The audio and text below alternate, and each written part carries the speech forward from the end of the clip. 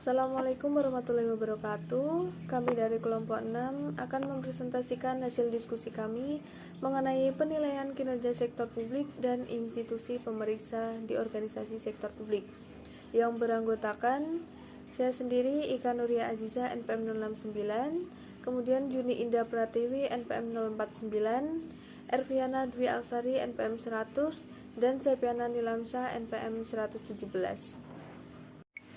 Saya Ika Nuria Aziza NPM 069 akan menjelaskan mengenai sistem pengukuran kinerja sektor publik. Yang pertama, pengertiannya adalah sistem pengukuran kinerja sektor publik adalah suatu sistem yang bertujuan untuk membantu manajer publik menilai pencapaian suatu strategi melalui alat ukur finansial dan non-finansial. Nah, di sini sistem pengukuran kinerja dapat dijadikan alat pengendalian organisasi karena pengukuran kinerja diperkuat dengan menetapkan reward dan punishment system.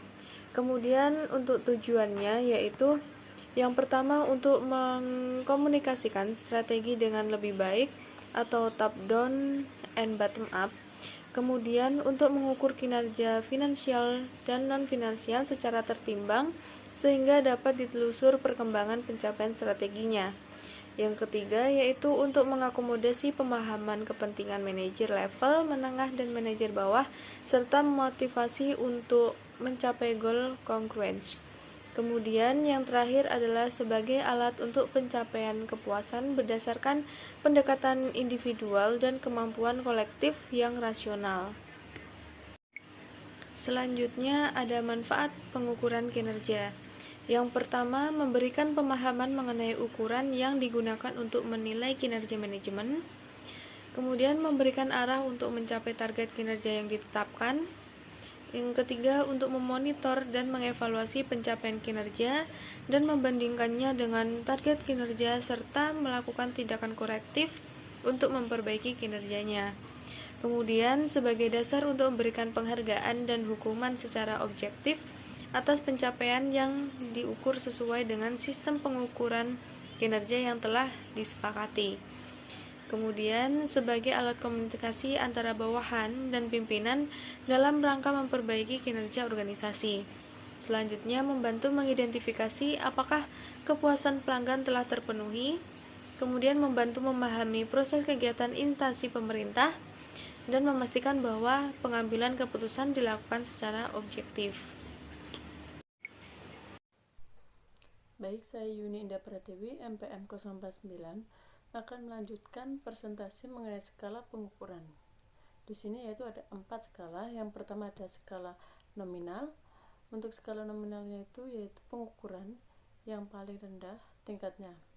Karena dengan skala ini, objek pengukuran hanya dapat dikelompokkan berdasarkan ciri-ciri yang sama dengan perbedaan kelompok lain.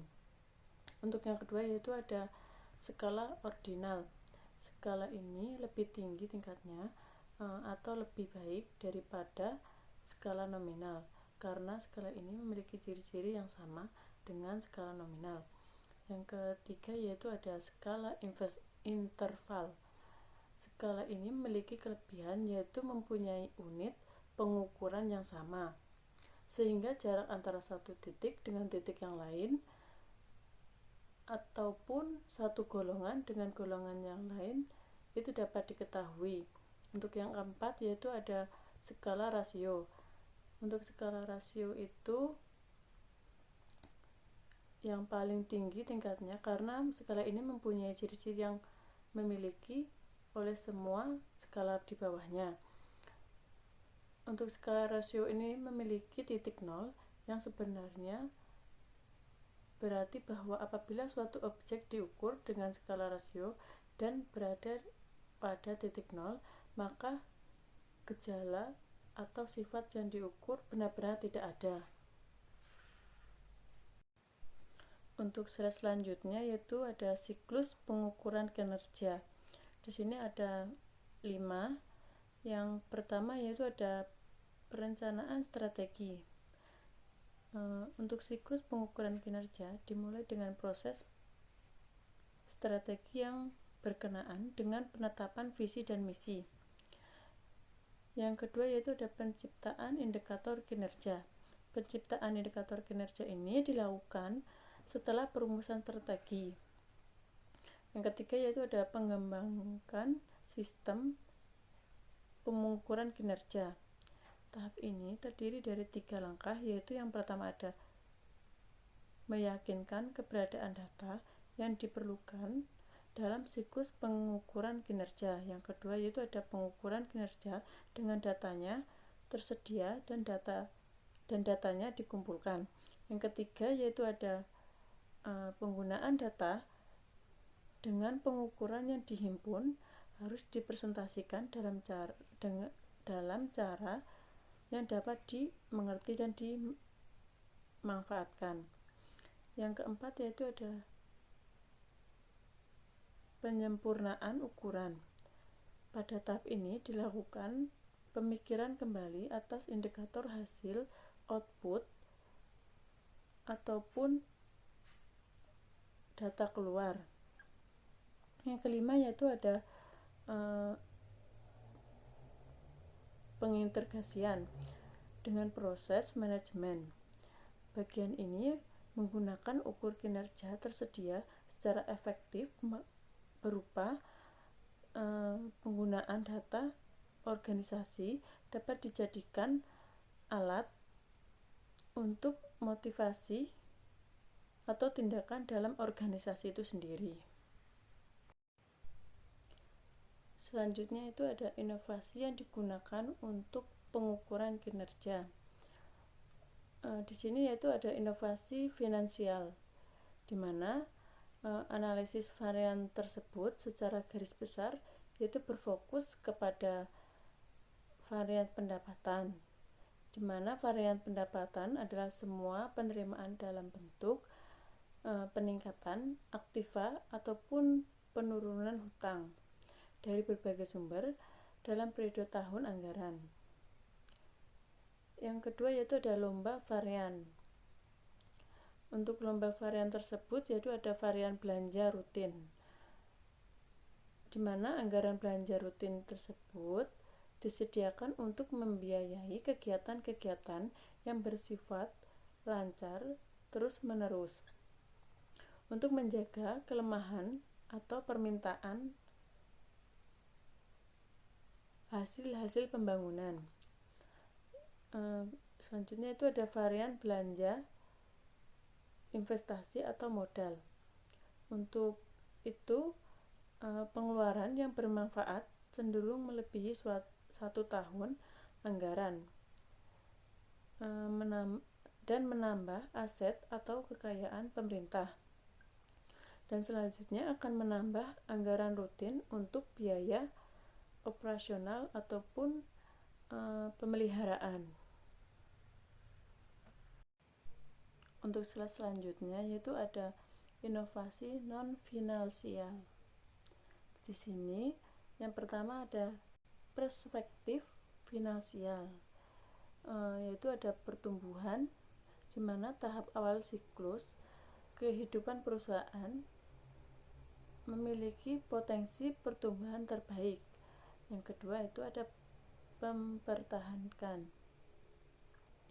Untuk tahap kedua ini, perusahaan masih melakukan investasi atau revitalisasi dengan menjalankan tingkat terbaik. Dan yang ketiga yaitu ada memanen, di mana perusahaan benar-benar menuai investasi terhadap tahap-tahap sebelumnya. Tindakan ini ada di investasi besar, baik eksploitasi pembangunan maupun baru dalam pembangunan. Untuk yang kedua yaitu ada perspektif kepuasan pelanggan, yaitu ada pangsa pasar atau saham. Pangsa pasar saham itu menggambarkan porsi bisnis yang dijual oleh sebuah unit bisnis di pasar tersebut. Yang kedua yaitu ada potensi pelanggan, di mana menunjukkan tingkat perusahaan dapat mempertahankan hubungan dengan pelanggan lainnya. Untuk yang ketiga yaitu ada akuisasi. Pelanggan, di mana pengukuran ini menunjukkan tingkat suatu unit bisnis maupun menarik pelanggan untuk menanamkan bisnis barunya. Yang keempat yaitu ada pelanggan. Untuk pelanggan itu sendiri bekerja untuk mengukur tingkat kepuasan pelanggan terkait dengan kriteria atau spesifik dalam porsi nilai tersebut. Saya Erviana Dwi Aksari, NPM 100, akan melanjutkan pembahasan mengenai institusi pemeriksa di organisasi sektor publik. Pemeriksa atau auditing sektor publik. Pemeriksa atau auditing pada umumnya berada pada bagian akhir dari siklus pengelolaan keuangan. Auditing sektor publik secara langsung terkait dengan pemeriksaan keuangan negara. Pemeriksaan keuangan negara adalah proses identifikasi masalah, analisis, dan evaluasi yang dilakukan secara independen, objektif, dan profesional berdasarkan standar pemeriksaan untuk menilai kebenaran, kecermatan, kredibilitas, dan keandalan informasi mengenai pengelolaan dan tanggung jawab keuangan negara. Selanjutnya yaitu pengertian auditing sektor publik.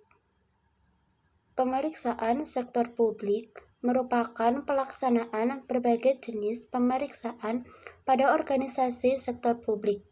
Secara umum, didefinisikan sebagai suatu proses yang sistematis untuk memperoleh dan mengevaluasi bukti secara objektif atas asersi manajemen mengenai peristiwa dan tindakan ekonomi, kemudian membandingkan kesesuaian asersi manajemen tersebut dengan kriteria yang telah ditetapkan dan mengomunikasikan hasilnya kepada pihak-pihak yang berkepentingan.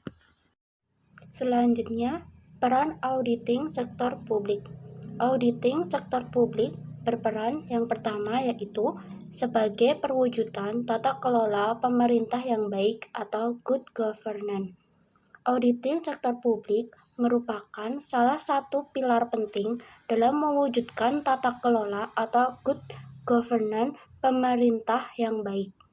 Tetapi, auditing sektor publik saja tidak cukup, sebab auditor memiliki keterbatasan wewenang.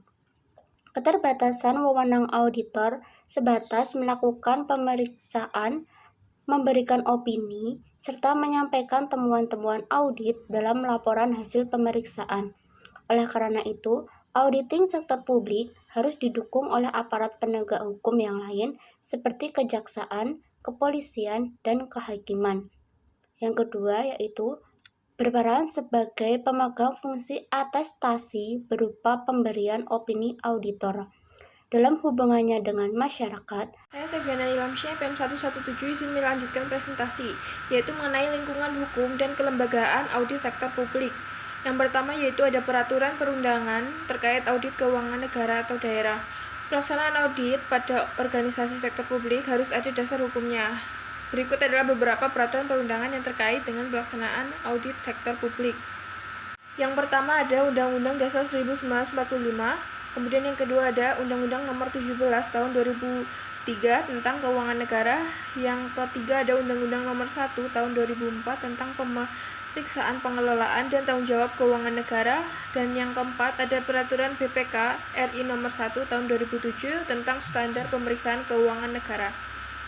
Selanjutnya yaitu kelembagaan auditing sektor publik. Yang pertama ada audit internal dan yang kedua ada audit eksternal.